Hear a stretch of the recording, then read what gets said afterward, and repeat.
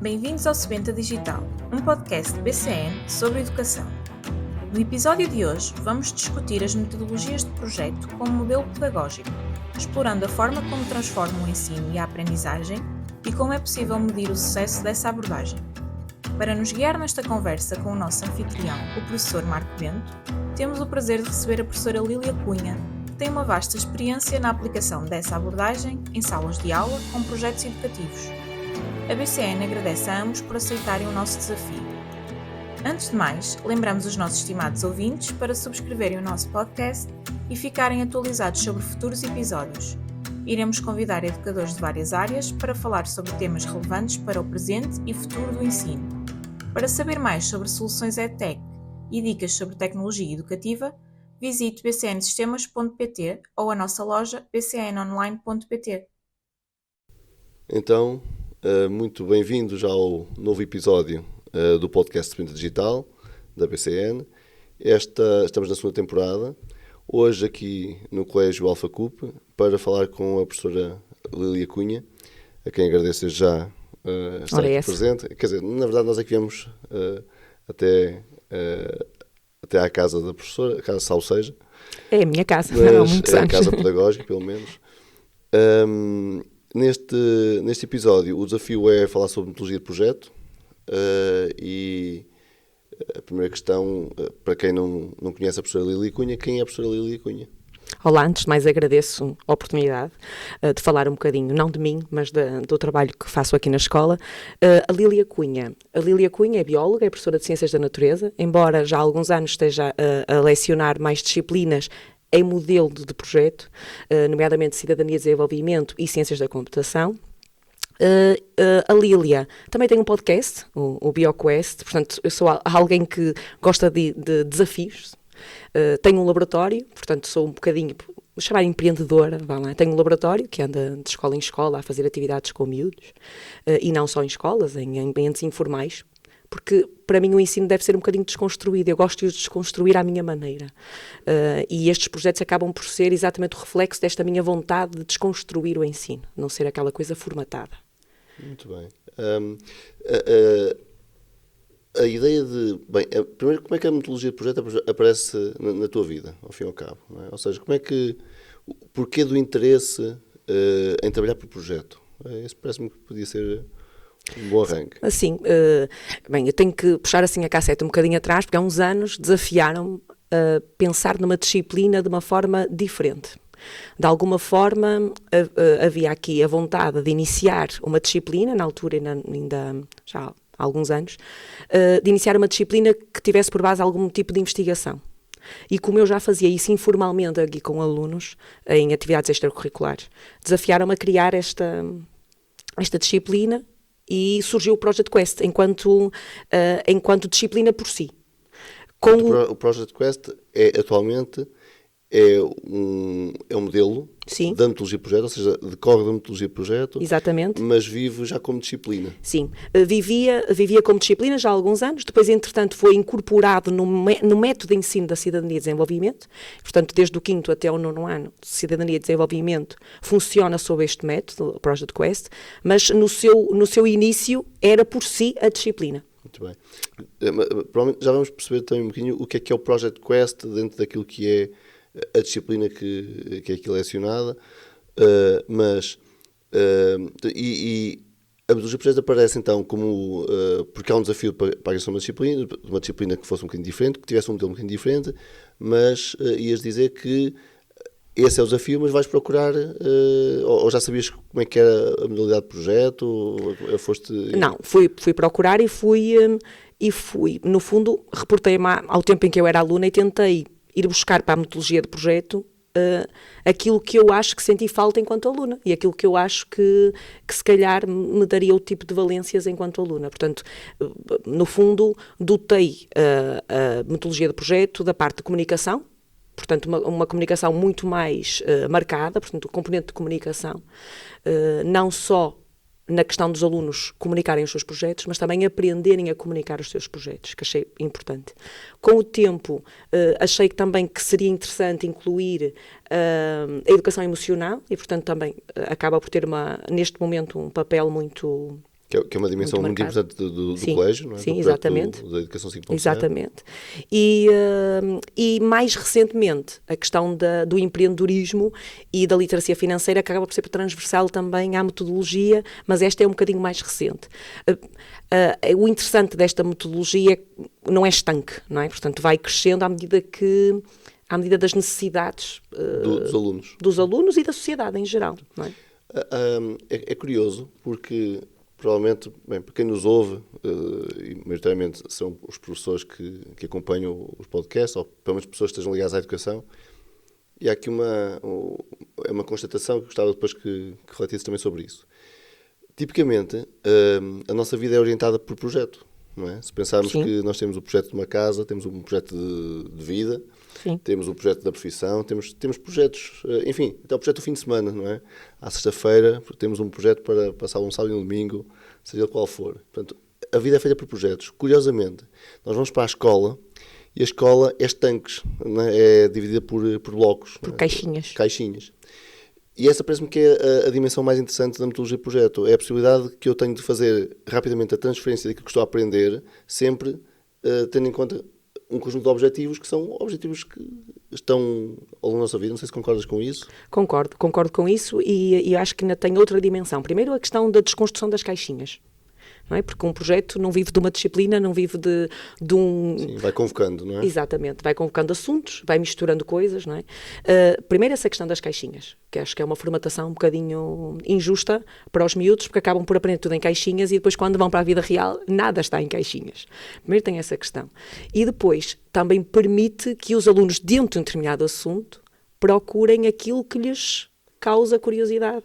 E, no fundo, definam um projeto do fim de semana, porque nós, quando vamos definir um projeto de fim de semana, não é? Ou quando vamos pensar no fim de semana, vamos escolher coisas que nos agradam. Muito embora, dentro daquela temática fim de semana, o céu é o limite, não é? Há imensas opções. E dentro de um determinado assunto é igual. E os alunos acabam por, muitas vezes, eu costumo dizer isto aos miúdos, a maior parte das vezes não é a forma como ele levaria o projeto, mas isso é que é a beleza da coisa, não é? Eles definem o projeto em função das suas curiosidades. Isso leva-me a perguntar o que é a metodologia de projeto, não é? Porque, na verdade, uma das essências é essa, é que por parte do aluno, a vontade de, não é? Sim. Não sei se queres explicar um pouco melhor. Sim, na verdade, nesta parte da metodologia do projeto e o Project Quest são idênticos. Portanto, os alunos em grupo, neste caso, embora um projeto possa ser feito de forma individual, os alunos escolhem o seu tema de investigação, definem os objetivos, aquilo que pretendem descobrir e planificam o projeto ao longo de um ano, portanto, dizem aquilo que pretendem fazer ao longo de um ano. Estamos a pensar em projetos Exatamente, anuais. de um ano. Depois disto, acabam por podiam fazer um produto, que seria o objetivo de um projeto. Neste caso, fazem também investigações mais teóricas do tema em questão, porque estamos a falar de meninos mais pequeninos, não é? Estamos a falar de alunos do 3º ano ao 9º ano. Portanto, sim, há bocadinho alunos... não referiste, mas na verdade aqui começam os projetos com 3º ano de escolaridade. Sim, eu também não referi, eu disse que era do 5º ao 9º, mas na verdade foi ampliado ao 3º e 4º, não na disciplina de cidadania, porque há bocado falei de cidadania, sim. Mas em ciências da computação. Portanto, no 3º ano já começam a fazer os seus primeiros projetos. São meninos muito pequeninos, com muita dificuldade ainda para definir objetivos, portanto ainda é uma coisa, mas é o início, não é? E para planificar, mas isso eu acho que até ao 6º ano ainda é difícil para eles planificar um projeto. Na verdade, até para nós. Planificamos um fim de semana e muitas vezes muitas coisas ficam por fazer, sim, não é? Porque a gestão do tempo é um problema, não é? E não é só para nós, para eles. Mas é esse o papel que tem a professora no caso. Exatamente. Que é de ajudar a recentrar e a ir balizando, não é? Sim. É aquilo que na verdade são provavelmente os enormes sonhos que eles podem ter no desenho de um projeto e a chamá-los um bocadinho a algumas realidades para os ir ajudando a balizar aquilo que é preciso. Não é? Embora eu tente interferir o mínimo possível e, apesar de dar a minha opinião, deixo sempre a bola do lado deles. Posso-lhes dizer, repensem, pode ser que isto não dê, mas às vezes eles surpreendem, a verdade é essa. E eu deixo muitas vezes, dando-lhes sempre a indicação de que o que conta para mim é o processo e não não a fase final, ou seja, eles podem ter uma ideia incrível e eu tento não bloquear a ideia deles. Se chegarem ao fim e a ideia não ficar totalmente concretizada, eles acabam por lhes mostrar nessa altura que o tempo tem que ser considerado inicialmente. O tempo que as coisas demoram. O cronograma das atividades, não é? Sim, porque a determinada altura eles vão encontrar obstáculos e eles lidam muito mal com a questão dos obstáculos, não é? Daí a educação emocional ser tão importante na metodologia. Por causa da frustração de terem um desenho inicial e depois ir tendo alguns retrocessos, não é? Exatamente. Eles vão sempre encontrando obstáculos, ou porque contactam alguém e não responde, ou porque tentam fazer alguma coisa e não funciona. E nesse processo, a educação emocional tem um papel incrível, porque o objetivo é que eles aprendam a lidar com estas coisas e aprendam o processo, não é? E aprendam como passar um obstáculo, como lidar com estas pequenas frustrações, que são as frustrações que vão ter no dia-a-dia também. São esses os principais benefícios que vês na metodologia do projeto, ou queres acrescentar mais algum? Não, eu acho que há outro benefício muito importante, que é o ir ao tempo de cada um. Os miúdos não aprendem todos da mesma maneira. Não é? E cada um tem uma importância, é curioso ler isto às vezes e perceber que os miúdos também percebem isto a determinada altura. Eu fiz um Padlet este ano para a avaliação, normalmente faço isto de forma oral, mas este ano criei uma sandbox para a avaliação. Depois até de falar com o Marco, criei uma sandbox. E na sandbox pedi-lhes que escrevessem, independentemente do papel enquanto investigador, enquanto trabalhador no projeto, porque todos sabemos que os grupos não são homogéneos, são heterogéneos, e há miúdos que se esforçam mais e há miúdos que se esforçam menos, mas independentemente do papel enquanto investigador, qual era o papel daquela pessoa para o grupo? Porque às vezes eu posso não ser o melhor investigador, mas tenho um papel importante para o grupo. E a reflexão foi essa. Cada menino, e fiz isto desde o 3º até ao 6º. E é curioso, li isto até a alguns professores da turma, e é curioso perceber que eles conseguem encontrar o papel mesmo de um aluno um bocadinho com menos capacidade cognitiva e que não consegue fazer o projeto da mesma maneira e pensar da mesma maneira. Eles conseguem perceber que um é mais criativo, o outro acaba... Isto é incrível. Isto é incrível, porque acho que até nós adultos... Reconhecem competência em cada um deles, não é? Exatamente. E a importância que cada um deles tem no grupo. Eu li que me dizia que aquela pessoa é a pessoa mais criativa no grupo. Aquela pessoa é aquela que faz melhores resumos, mas eu sou aquele que investiga melhor, eu sou aquele que vai à procura e que encontra mais sites, mas quem faz mais resumos e mais interessantes é aquela pessoa. Isto foi num 4º ano. Dentro do grupo também há aquele que é muito bem disposto. E é tão bem disposto que até quando nós estamos zangados e frustrados, ele deixa-nos bem disposto. Isto é incrível. É incrível eles perceberem, já num 4º ano, meninos com 9 anos, e conseguirem perceber que independentemente, e é um grupo muitíssimo heterogéneo. Sim, e como a diversidade é importante na construção de um projeto de vida, desde logo, não é? Exatamente. Nós relacionamos com pessoas, não é? Exatamente. Isso eu também acho que é muito importante. Portanto, o facto de cada miúdo perceber o seu papel e a sua importância, mesmo não sendo um aluno de 5, não é? Ou de muito bom, mesmo não sendo um aluno topo, perceberem que eles têm uma importância e que essa importância é reconhecida pelos colegas. E depois o facto de, ao ser uma aprendizagem que eles coordenam, também vai ao ritmo de cada um. Quando nós estamos a falar de uma disciplina dentro de uma caixa com objetivos muito específicos já delineados, os miúdos têm que andar todos ao mesmo ritmo, e se não andam, perdem o barco, não é? Não conseguem. E com este tipo de metodologias conseguimos que cada um ande ao seu ritmo, e portanto não deixamos ninguém para trás. Isso é fantástico. Dá-me um exemplo de um projeto que, por exemplo, deste ano, eu recordo-me porque aquele dos empresários que foi apresentado pelos miúdos do 4º ano, que eu acho que teve um enorme sucesso. Sim, não é? exatamente. Queres, a ideia da metodologia do projeto, então, é ir crescendo. E eu não sou pessoa de ficar... Não fico confortável sentada a ver a banda passar. Eu gosto sempre de me desafiar, porque acho que eles também... O desafio é para todos, não é? Exatamente. É para os alunos e para os professores também. Exatamente. Eu acho que se eles me virem a ser desafiada e ser confrontada com coisas novas, eles também se sentem mais à vontade para entrarem nesta aventura. Subir de graus. Nesta aventura, não é? Porque isto é uma aventura.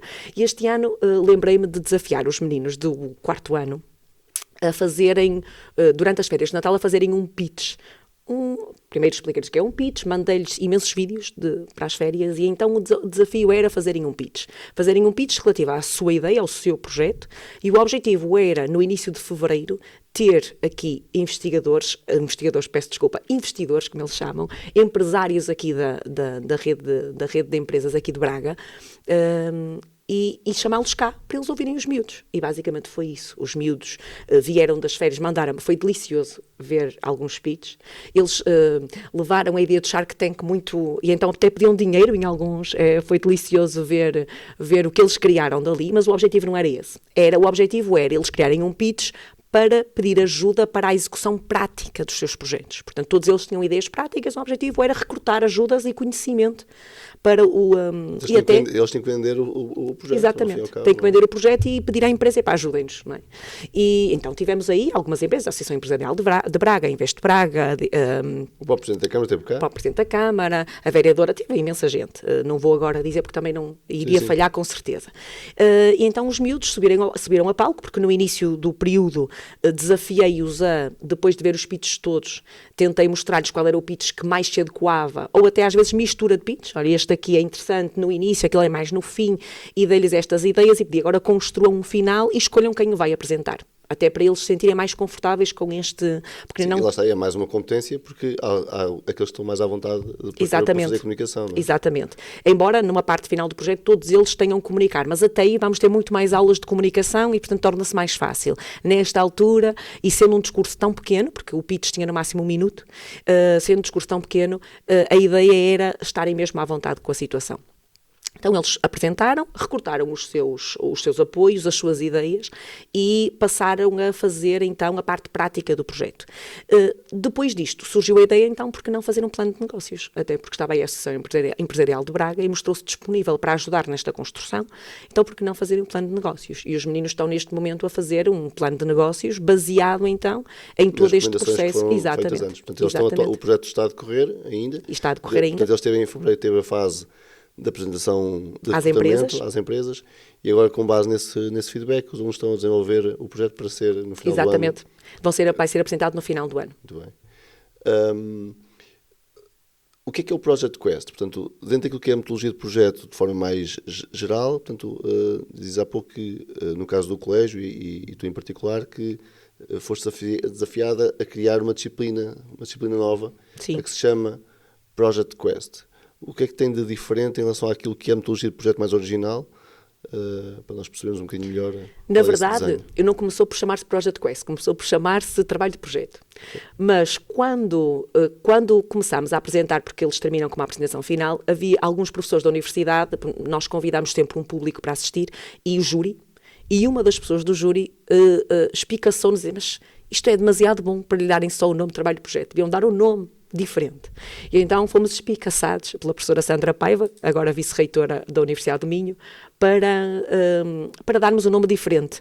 E eu sentei-me com a Isabel no sentido de tentarmos encontrar aqui um nome que fosse interessante e acabamos por chegar ao Project Quest. Porque o projeto tem imensas perguntas e as perguntas, muitas delas, ficam por responder no final do projeto. Daí o nome. Então, o trabalho de projeto consiste, os miúdos desenvolvem os projetos em grupo. Em grupo, eles têm que escolher um tema, definir objetivos e planificar.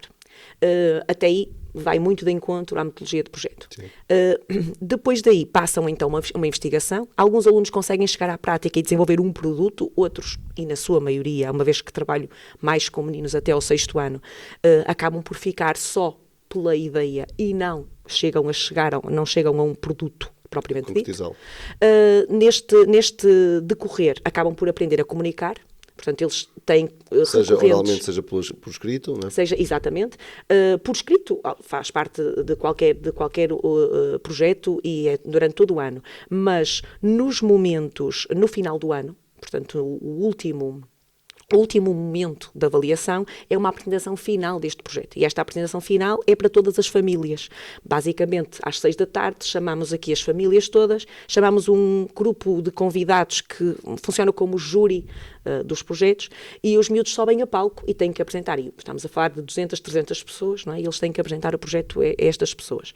E nesse processo, eles aprendem a comunicar. Portanto, dou-lhes aulas de comunicação verbal, não verbal, e eles em palco parecem comunicadores já muito crescidos, muito melhores que muitos adultos, não é? É verdade. Eu tive a oportunidade no ano passado de estar na apresentação final e aquilo que é mais surpreendente, enfim, convém também dizer isso, para quem vem muitas vezes de fora, há adultos que não têm a capacidade de fazer aquilo que miúdos com 9 e 10 anos conseguem fazer em palco perante uma plateia cheia de gente. Não é? Isso apresentam, é verdade, eles aprendem a comunicar de forma verbal e não verbal, que é uma coisa que nós só aprendemos de adultos, não é? Eles começam desde pequeninos com estas questões. Eu próprio às vezes a fazer podcast parece que estou a morrer. É normal, nós temos os miúdos, para os miúdos também é mais fácil, eles são esponjinhas, não é? O é verdade não estava a dizer que estava a morrer, estava a dizer que é verdade nos adultos, em geral. Além disso, apresentam em português e em inglês, porque uma vez que todos eles têm inglês, eles acabam por começam o projeto a apresentar em inglês, portanto a apresentação é bilingue, o que é outro desafio para eles. Muito bem. Este ano vai ser ligeiramente diferente, lá está, porque os meninos do quarto ano, como têm um projeto, um plano de negócios, vão apresentar o plano de negócios e não propriamente o projeto de investigação, mas vão apresentar já um plano de negócios. Sim, já passaram por uma fase de apresentação prévia, não é? Exatamente. Lá está, isto vai sempre vai evoluindo e ele é muito flexível, não é? É bastante flexível. Claro que essa flexibilidade depende de nós, professores, não é? Também temos de ser flexíveis, porque esta flexibilidade também dá algum trabalho, não é? Sim, essa é a minha outra questão, que tem a ver com o facto de como é que isto é feito, porque isto implica, na verdade, as turmas têm outros professores. E como é que é feita essa integração entre a metodologia de projeto de uma disciplina que é a metodologia de projeto com os outros professores. E eu sei que, por exemplo, há o caso do primeiro ciclo, onde, enfim, a colaboração é estreita com o professor titular de turma, mas no caso de quinto, sexto e restantes anos, onde as coisas já são um bocadinho diferentes, até porque há muito mais professores dentro da mesma turma. Como é que é feita essa relação?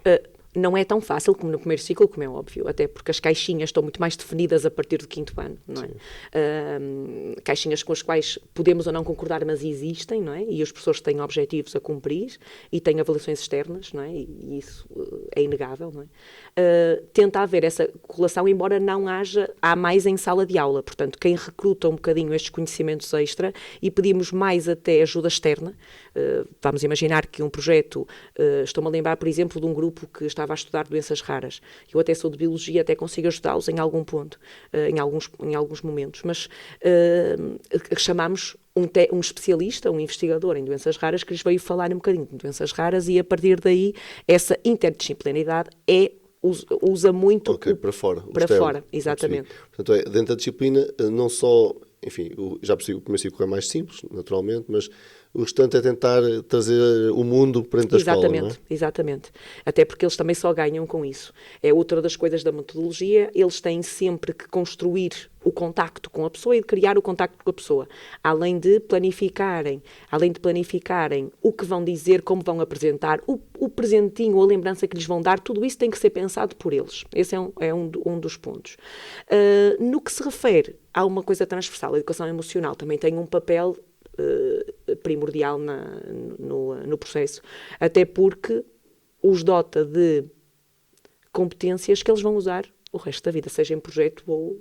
Sim, a vida de trabalho será muito essas mais-valias.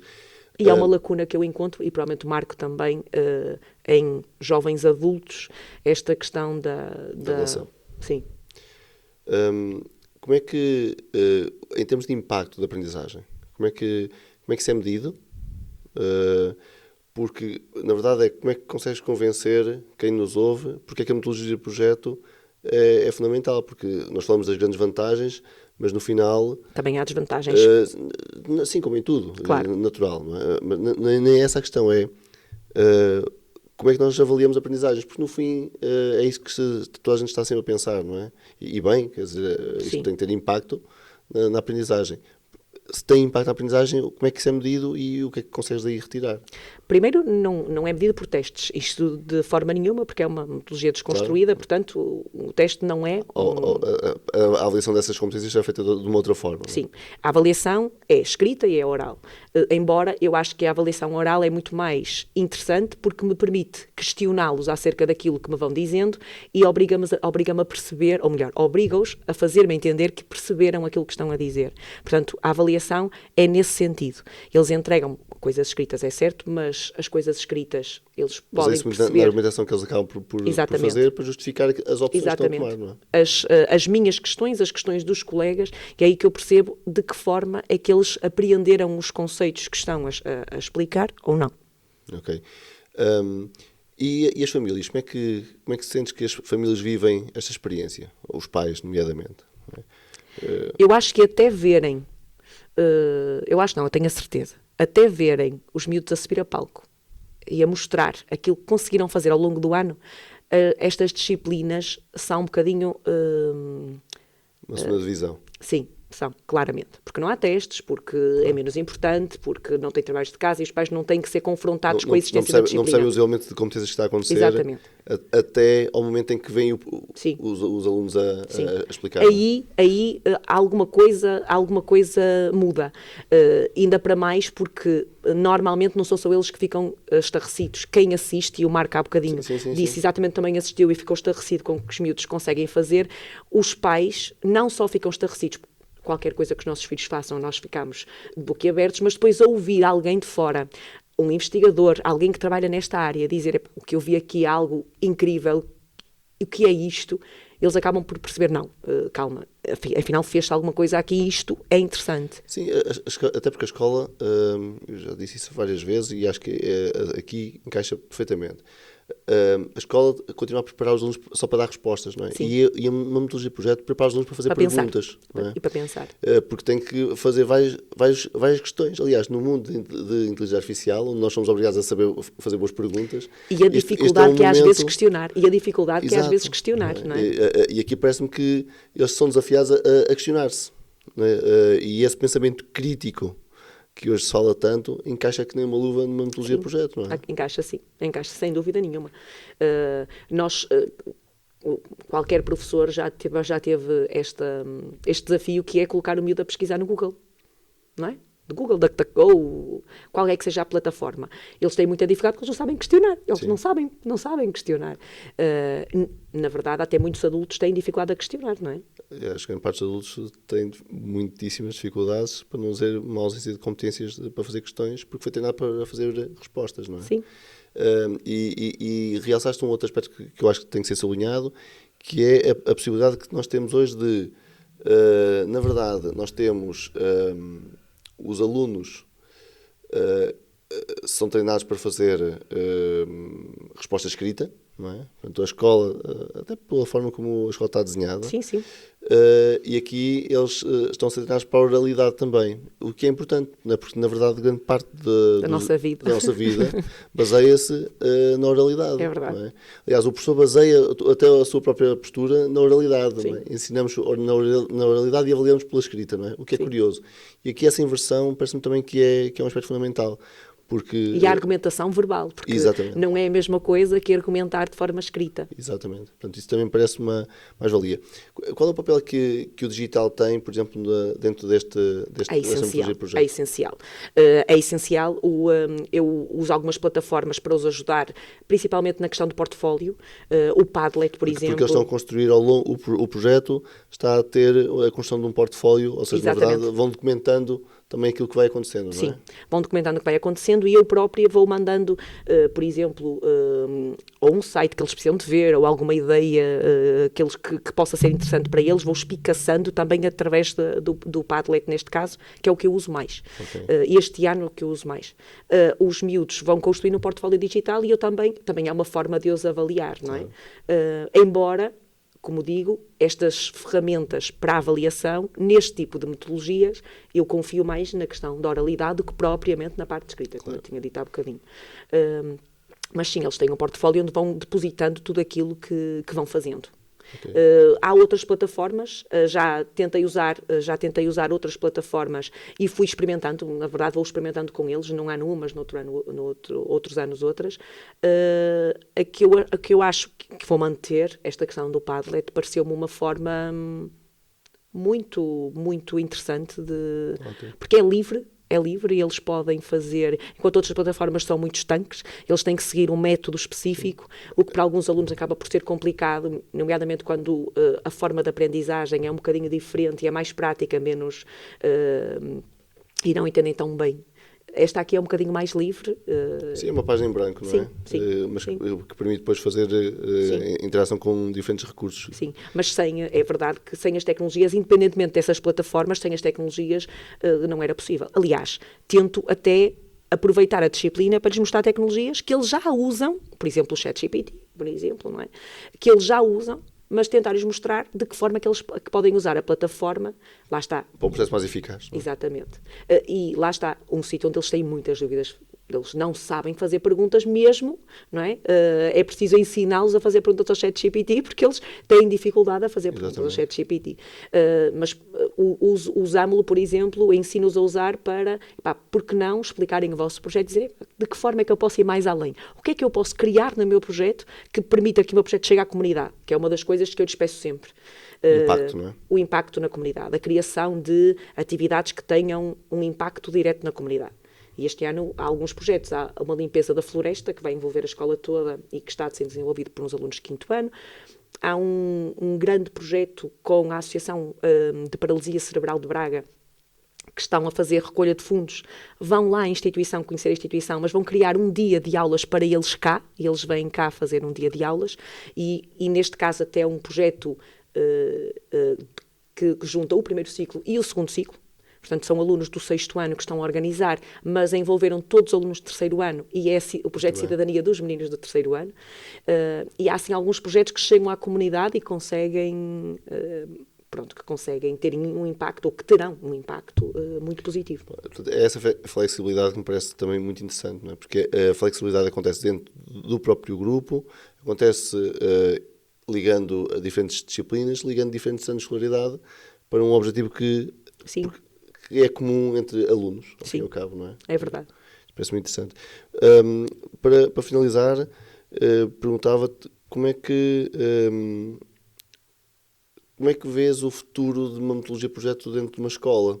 Não no caso concreto agora aqui, até do Alpha Cup, porque depende muito da professora desde logo, e da visão que a professora tem, e já percebemos que, até pela evolução que o projeto vai tendo ao longo do tempo, do próprio desenho, vai flexibilizando mediante aquilo que vai aparecendo e aquilo que os alunos também nos vão desafiando a fazer. Sim. Mas na escola, enquanto modelo de ensino, porquê que a metodologia de projeto não é tão usada, na tua opinião?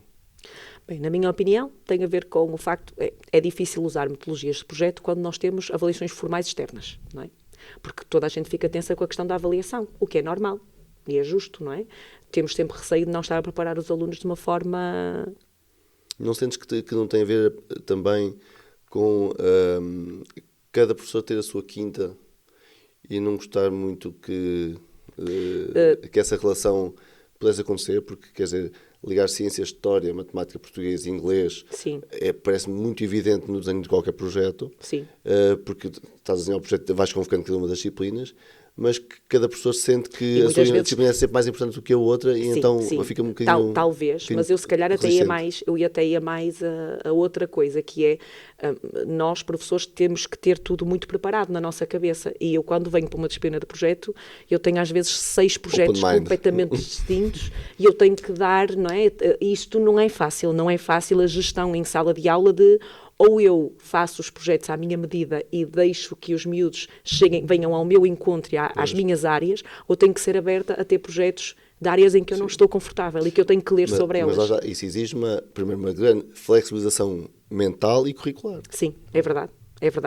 Mas essencialmente mental. Porque a determinada altura já me aconteceu de estar a ter perguntas sobre, sei lá, a história, depois no segundo seguinte já tem alguém a fazer uma pergunta do sistema solar, no segundo seguinte tem alguém a fazer uma pergunta sobre o corpo humano e nós temos que, não é, tentar coordenar tudo e isso não é fácil. Aprende, não é? É assim que se aprende. É porque eu tenho curiosidade e dou-me resposta à curiosidade. Sem dúvida, mas eu, mesmo quando estou a dar ciências, o meu método é sempre de pergunta-resposta, porque eu acho que eles têm tantas perguntas e nós castramos tanto o ensino Sim. castra tanto esta curiosidade. Não é? Os miúdos estão extremamente curiosos no primeiro ciclo e vão perdendo essa curiosidade à medida que o tempo vai passando. Isso é muito grave, porque nós crescemos com a curiosidade. Eu sou uma eterna curiosa e, portanto, também gosto de espicaçar esta curiosidade neles e não gosto de a castrar. Sim, quer dizer, se pensarmos que cada vez que há uma pergunta, assim, isso agora não, porque isso é para outro dia, não é? Aquilo que eu acabei foi de lhe matar a curiosidade total, não é? E, mas assim, às vezes porque não é aquilo fácil. que eu estou a ensinar-lhe naquele momento, assim, mas não é isso que eu queria saber, eu queria saber aquilo. E eu sei que é difícil para um professor porque leva uma coisa muito estruturada para uma aula. Sim. Mas eu posso levar essa coisa estruturada para a aula e ainda assim dar-lhe resposta à pergunta que ele tem naquele momento. Porque é importante responder-lhe até para ele fácil. ter no próximo dia. Sim, é verdade. É verdade. Há uns anos eu criei um e-mail, lembro perfeitamente, criei um e-mail que já está completamente em desuso, já não funciona, mas era um e-mail, eu quero saber tudo sobre ciência.com, @gmail.com. E então, basicamente, sempre que os miúdos tinham questões e dava-lhes papelinhos no final da aula, eles enviavam para lá e tinha perguntas de pais e tudo. Eu tinha um papelinho que dizia pergunta de pai, pergunta da mãe, e choveram imensas perguntas. Aliás, foi daí que surgiu a ideia do meu podcast. Eu tinha tantas perguntas armazenadas, quer dizer, como é que eu vou responder a isto? Vamos arranjar aqui um momento, porque saem imensas perguntas e quando lhes damos voz, eles têm até aqueles miúdos que nós às vezes catalogamos, porque nós, não é? Numa sala de aula muitas vezes catalogamos as coisas e catalogamos como alunos que não têm tanta curiosidade, até esses têm curiosidades. Só que acham que a curiosidade não é, acham que a pergunta não é adequada, não é ali, porque estão habituados a que as pessoas digam, agora não é? Claro. E dar-lhes esse palco é muito interessante. E a Metodologia Projeto também tem esta coisa de ajudar a manter viva esta chama da curiosidade. É uma parte, mas lembrava-me há uns tempos que me falavam por causa do crescente número de terraplanistas. Sim. Assim, os miúdos chegam-nos à escola, vêm com aqueles vídeos do YouTube a mostrar que a Terra é plana e que chegam ao Havaí cair no precipício. E assim, e o que é que a escola faz para isso? Assim, nós não podemos estar agora a responder àqueles vídeos. Assim, não, ao contrário, eles têm que pegar nos vídeos e têm que desmanchar aqueles vídeos ali à frente dos alunos, não é? Quer dizer, o papel da escola é dar resposta. Se ele traz o vídeo e vem com uma argumentação que eu sei que é falsa, eu não posso só dizer isso é falso, não é? Eu tenho que argumentar porque é que ela é falsa e explicar por A mais B, senão ele vai voltar até para porque trás. Os outros deram argumentos. Claro. Os outros da vida deram argumentos. Exatamente. E se nós nos fecharmos no não argumento, nesta ideia arrogante de que não, é falso. É falso. E já está. Os miúdos vão efetivamente, até porque os argumentos na cabeça deles fazem sentido. Exatamente, é isso mesmo. Acho que esse é o ponto-chave. Ele traz a questão, traz uma argumentação que nós sabemos que é falsa, mas o aluno não sabe, porque o aluno está a validá-la. Portanto, nós precisamos de professores dar resposta às perguntas. Acho que isso é extremamente importante. Quero, para finalizar, questionar-te o que é para ti ser professora neste mundo? O que é para mim ser professora? Eu acho que ser professora, primeiro, se não é a profissão mais importante de todas as profissões, anda lá perto. Não quero comparar profissões, mas a verdade é que a formação base dos adultos, não é? De todos nós, passou por um professor, passou por vários professores, não é? E uma educação, um professor não competente tem um impacto gigantesco na formação dos futuros adultos, não é? E, portanto, para mim, ser professor é trabalhar na base daquilo que será a sociedade futura. É ajudar estes miúdos a serem adultos conscientes, preocupados, curiosos e capazes de resolver problemas. Isto, para mim, é ser professor. Muito bem. Quero agradecer-te uma vez mais e agradecer também porque esse brilho que trazes e que se nota de querer responder, de querer questionar e de espicaçar isso nos alunos, isso transparece, porque é que eles gostam de trabalhar por projeto. Obrigada. Nós vemos no próximo episódio. Agradecendo uma vez mais ao Colégio Alfa por nos ter recebido aqui. Até breve. Obrigada. Agradecemos à professora Lília Cunha pela sua participação e pelos insights que nos trouxe sobre as metodologias de projeto. Esperamos que este episódio tenha sido útil para os nossos ouvintes, especialmente para os professores que procuram métodos inovadores para melhorar o ensino. Obrigado por se juntarem a nós no podcast Sebenta Digital da BCN. Fiquem atentos aos próximos episódios. Até breve!